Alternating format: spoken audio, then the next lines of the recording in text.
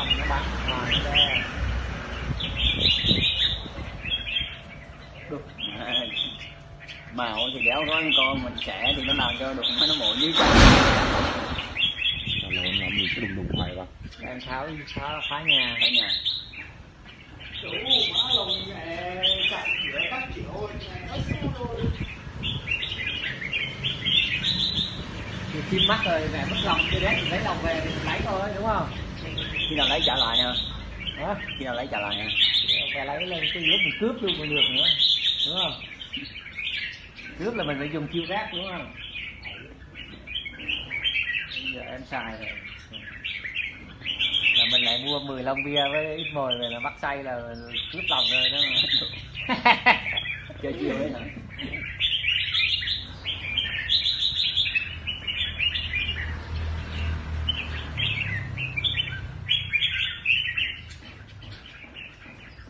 Con mà nó cự thì nó cự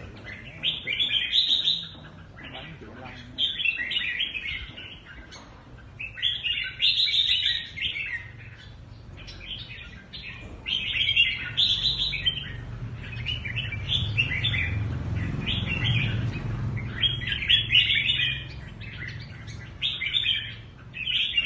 Biết thuốc thường bữa nay mua cho hộp bia thuốc đấu ăn vô chắc nóng người luôn đó, đơ hết người.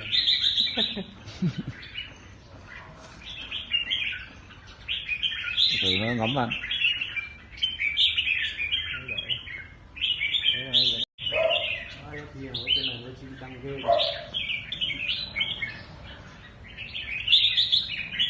Nó khách tự nó khách thế mẹ mình tắm thì ít cào cào thì không nó vậy đó.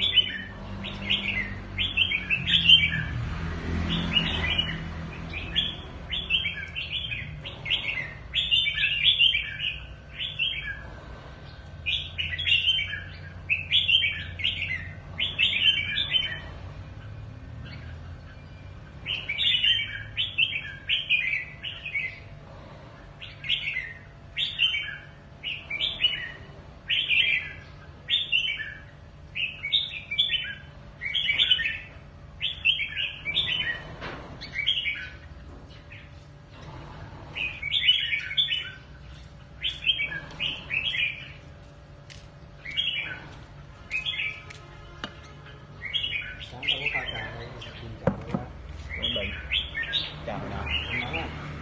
Còn mắm hay này nè. Sao được? Thiết mà lo trà để tuần đâu sao đâu. Còn nó mắm nhẹ nhẹ cái thêm cho mình cái nóng để gọi là uống thôi chứ. Anh còn được, như sao?